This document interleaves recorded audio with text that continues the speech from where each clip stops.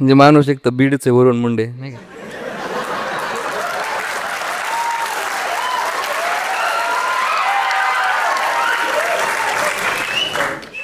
अपूर्व लहानपणीपासूनच हातामध्ये खडू दिला तेव्हा पाठीवर कविता गिरवायचा. तर पाठीवर कविता गिरवण्यापर्यंतचा प्रवास अपूर्वाचा मी आज तुम्हाला सांगणार आहे. नाही, मला सगळ्या वेळी तुम्ही सांगितल्या, स्वप्नील दादांनी सांगितल्या, सरांनी सांगितल्या, पण एक वळी काही फुल टाकून ठेवलं मी त्याच्यामध्ये की मला विचारायचं अपूर्वाला ह्याच्या बाबतीत अगदी आमचं बोलणं झालं नाही की या शुभ्र चांदण रात्री प्रणयाला आली भरती काकू. या शुभ्र चांदण्या रात्री प्रणयाला आली भरती, मी गिरवत गेलो कविता त्या विवस्त्र पाठी भरती. म्हणजे हे काल्पनिक तर नाहीये. अपूर्वाचा चेहरा माझ्यासारखा गहूवर्णी आणि सावळा असला तरी अपूर्वाची बोटं गुलाबी आहेत मला माहिती नाही. पण एक मित्र म्हणून बोलवणं ही खरंच एक मोठी गोष्ट मला वाटली. हे जे ब्रह्मास्त्र त्यानं शिवधनुष्य त्यानं उचललं की नाही, बघू ना महाराष्ट्र किती वेळ झोपून राहतो. अपूर्व खंबीर आहे, अपूर्व उठवेल सगळ्यांना, अपूर्व गर्दी करून दाखवेल, अपूर्वाने गर्दी करून दाखवेल. दोन मित्र ठरवत असतात की आपण नेहमी हे करू, ते करू, पार्टी करू, मजा करू, फिरायला जाऊ. पण इथल्या दोन सख्या मित्रांनी ठरवले होते की आपण दोघेही भविष्यामध्ये पुस्तक लिहू आणि त्याच्या प्रकाशन सोहळ्यामध्ये प्रमुख अतिथी म्हणून आपणच उपस्थित राहू.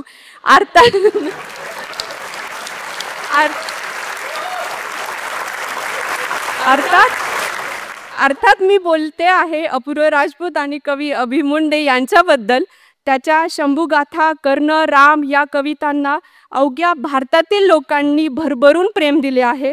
अशा सुप्रसिद्ध कवी अभि मुंडे यांना मी विनंती करते की त्यांनी आपलं मनोगत व्यक्त करावे.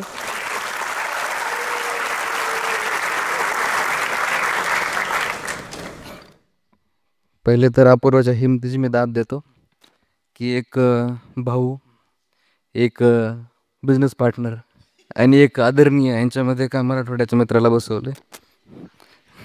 म्हणजे माणूस एक तर बीडचे वरुण मुंडे नाही का.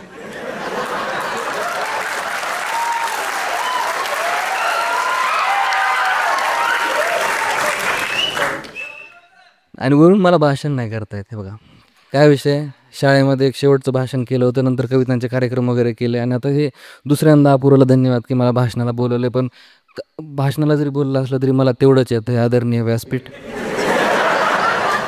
पूज्य गुरुजन वर्ग आणि माझ्या बालमित्रांनो, मी आज तुम्हाला अपूर्वाबद्दल 4 शब्द सांगणार आहे. ते तुम्ही मनपूर्वक ऐकावे ही माझी नम्र विनंती. अपूर्व लहानपणीपासूनच हातामध्ये खडू दिला तेव्हा पाठीवर कविता गिरवायचा. तर पाठीवर कविता गिरवण्यापर्यंतचा प्रवास अपूर्वाचा मी आज तुम्हाला सांगणार आहे. नाही, मला सगळ्या वेळी तुम्ही सांगितल्या, स्वप्नील दादांनी सांगितल्या, सरांनी सांगितल्या, पण एक वळी काही फुल टाकून ठेवलं मी त्याच्यामध्ये की मला विचारायचं अपूर्वाला ह्याच्या बाबतीत अगदी आमचं बोलणं झालं नाही की या शुभ्र चांदण रात्री प्रणयाला आली भरती काकू. या शुभ्र चांदण्या रात्री प्रणयाला आली भरती, मी गिरवत गेलो कविता त्या विवस्त्र पाठी भरती. म्हणजे हे काल्पनिक तर नाहीये. अपूर्वाचा चेहरा माझ्यासारखा गहूवर्णी आणि सावळा असला तरी अपूर्वाची बोटं गुलाबी आहेत मला माहिती नाही. पण एक मित्र म्हणून बोलवणं ही खरंच एक मोठी गोष्ट मला वाटली, वेगळी वाटली. याच्या अगोदर तुम्हाला जो अपूर्व सगळ्यांनी सांगितला तो अपूर्व मी परत नाही सांगणार आहे, किंबहुना तो सर्वांना माहीत आहे देखील. जो इंस्टाग्रामवर तुम्ही पाहता, जो सरांनी सांगितलं, स्वप्नील दादांनी सांगितलं, आता शरद दादा जे सांगणार आहेत, तो अपूर्व सगळ्यांना माहीत आहे. मी तुम्हाला तो अपूर्व सांगेल जो अपूर्व एका अशा कवीसाठी, अभि मुंडे म्हणून एक कवी आला आणि त्याचा म्हणला की मी शंभूगाथा लिहिली आहे. तर त्याला पुस्तकं छापायचं कसं, पुस्तक तेव्हा माझ्या दादांची, शरद दादांची ओळखही नव्हती, आणि पुस्तक छापायचं कसं किंवा काय करावं लागतं, काय प्रोसेस असते, मला काही माहीत नाही. अपूर्वाला असं समजा की 70% त्या गोष्टीतलं माहीत होतं. तर माझ्यासोबत जवळजवळ 20 ते 25 पेपर गलित चकणा मारणारा अपूर्व तो अपूर्व मला माहीत आहे, तो अपूर्व मी जाणतो. त्यानंतर जेव्हा केव्हा मी कोणती कविता लिहिली, रचना लिहिली, 2 प्रकारचे मित्र असतात मला वाटते. एक जास्त कौतुक करणारे, त्यांच्यापासून लांब राहायला पाहिजे. आणि एक कधीही कौतुक न करणारे आणि त्याच्यातली एक छोटीशी चूक तुम्हाला सांगणार आहे. तर तो चुका सांगणारा माझा मित्र म्हणजे अपूर्व. मी कोणतीही आता मला वराडकर सर आहेत किंवा अपूर्व आहे, त्यांना गझलेचं वृत्त आणि गझलेचे नियम वगैरे माहीत आहेत. मी गझल लिहिण्याचा प्रयत्न करतोय, तर अपूर्वला जेव्हा ऐकवलं, अपूर्वचं असं रिॲक्शन, त्याला माहिती आहे हा माणूस एक तर संथ गतीचा आणि भयंकर आळशी आहे.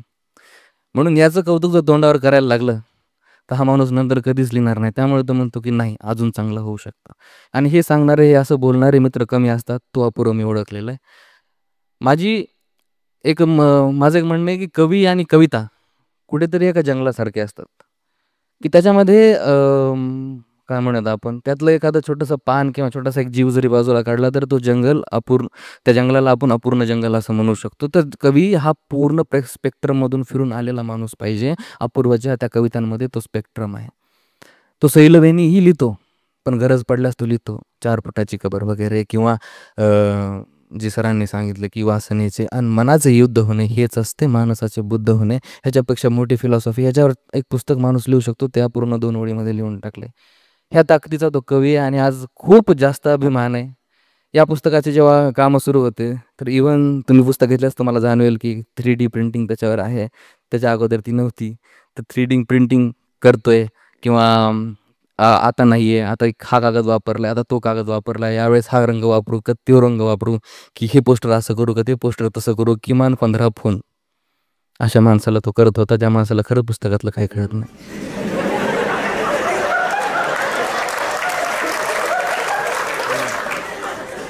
म्हणून त्याचं कौतुक आहे की तो सगळ्या मित्रांना एकत्र घेतो आणि कधीच कोणत्याही मैफिलीत, डायनिंग टेबलला म्हणा किंवा कोणत्या मीटिंग हॉलमध्ये म्हणा, 10 माणसं असो, 100 माणसं असो, तो कधी कोणाला एकटं वाटू देणार नाही. ही कौशल्य फक्त आपल्यामध्ये आहे. बाकी जास्तच आता स्वप्नील दादांनी एवढं कौतुक केलं, तर मला माहिती आहे की स्वप्नील दादाच्या आतून तो कौतुक येत होतं, पण कुठे कुठे असं होतं की पाय कधी ओढू, पाय कधी ओढू. स्वप्नील दादा हळूच मला म्हटलं की कौतुक मी केले, पाया तू ओढ.